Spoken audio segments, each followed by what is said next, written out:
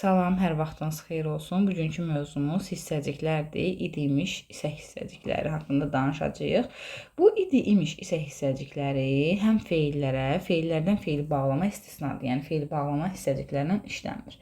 Həm feillərə, həm də feil olmayan digər nitq hissələrinə qoşula bilər. Məsələn, ismə qoşula bilər, sifətə qoşula bilər, saya qoşula bilər, əvəzliyə qoşula bilər, zərfə qoşula bilər. Yəni bu nitq hissələrinin hər birinə qoşula bilir bu idi, imiş, isə hissəcikləri.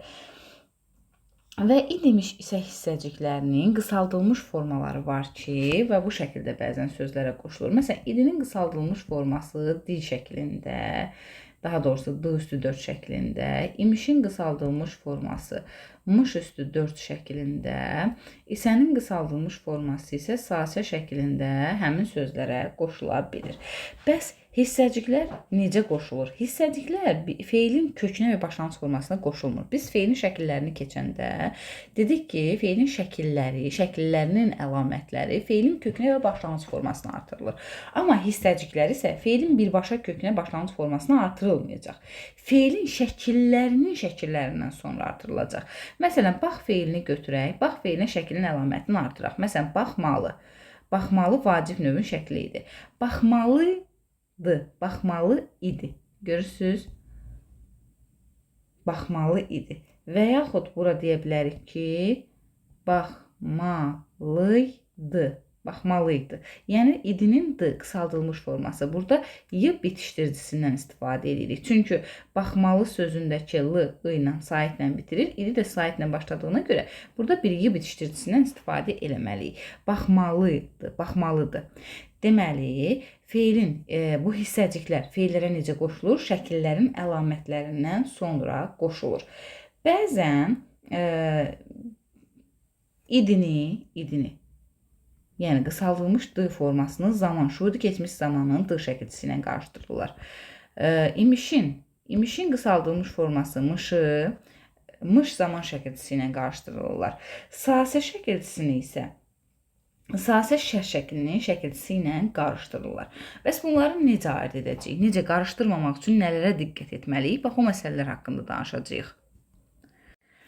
Bu d zaman şəkilçisi, d üstü 4 zaman şəkilçisi, mış zaman şəkilçisi və sasə şərt şəklinin şəkilçisi feilin kökünə və ya başlanğıc formasına artırılır. Yəni d-yı, mışı zaman şəkilçisi kimi, sasəyə şərt şəkli kimi baxacaqsa, feilin kökünə və başlanğıc formasına artırmalıdır.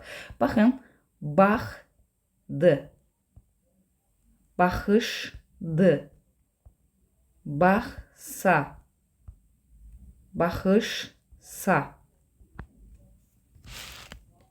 və yaxud baxmış və s. Görürsünüz, buradakı sa, mış nədir? D-lar zaman şəkilçisidir, sa şərt şəklinin şəkilçisidir, mış da yenə nəqli keçmiş zaman şəkilçisidir. Nəyə görə bunlara zaman və şərt şəkilçisi dedik? Çünki feilin kökünə, baxın, burada kökünə, burada başlanğıc formasına, burada kökünə, burada başlanğıc formasına və burada kökünə artırılıb. Deməli, feilin kökünə və başlanğıc formasına artırılanda olacaq d və mış zaman şəkilçisi, sadə şərt şəkilçisi. Yox, şəkil əlamətlərindən sonra artırıldıqda olacaq şərt şəkilçisi.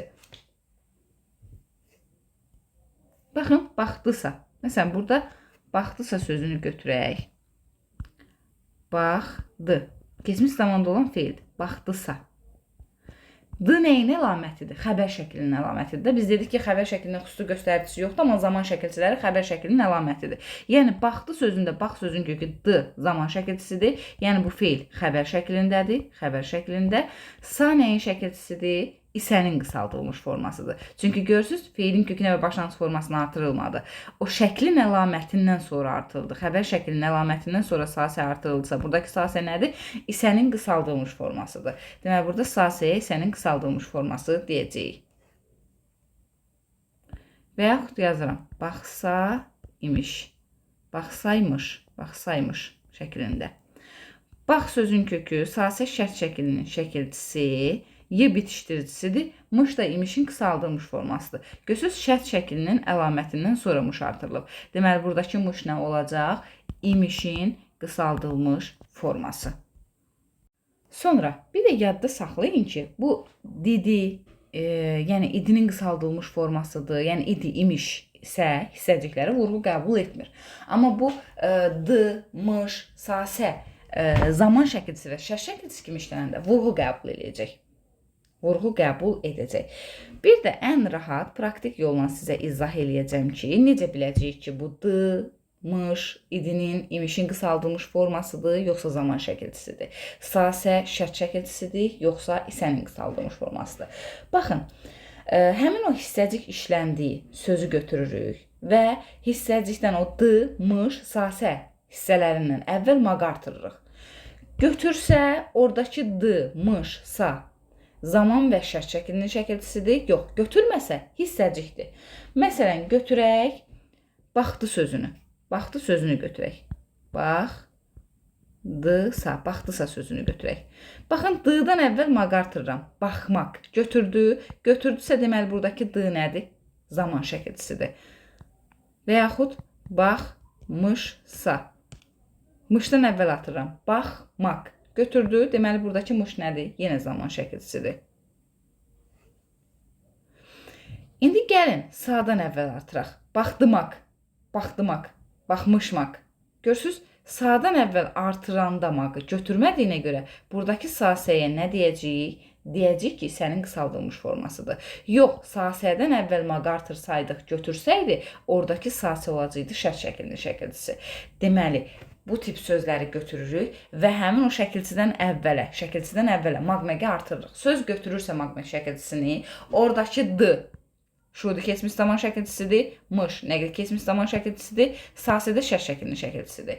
Yox, həmin şəkilçilərdən əvvəl maqməqi artırırıq. Götürmürsə, oradakı d idinin qısaldılmış forması, mış imişin qısaldılmış forması, sasə də isənin qısaldılmış forması sayılacaq. Rahat bir sözün də üzərində izah eləyək. Yazırdı, yazırdı. Yazırdı sözündə müəllim, mən nə bilim, d zaman şəkilçisidir, yoxsa idinin qısaldılmış formasıdır. Gəlin əvvəlinə maq artıraq, yazırmaq. Yazırmaq alınmadığına görə, yazırmaq söz olmadığına görə, burada d nədir? İdinin qısaldılmış formasıdır. Və yaxud baxır, baxırmış, baxırmış. Buradakı mış imişin qısaldılmış formasıdır, yoxsa zaman şəkilçisidir. Baxırmaq alınmadığına görə mış imişin qısaldılmış formasıdır. Baxırsa, baxırsa, baxırmaq olmadığına görə buradakı sasə nədir? İsənin qısaldılmış formasıdır. Bu da hissəciklərin fərqləndirilməsi. Məncə bu videodan sonra hissəciklər məsələsində bir problem qalmaz.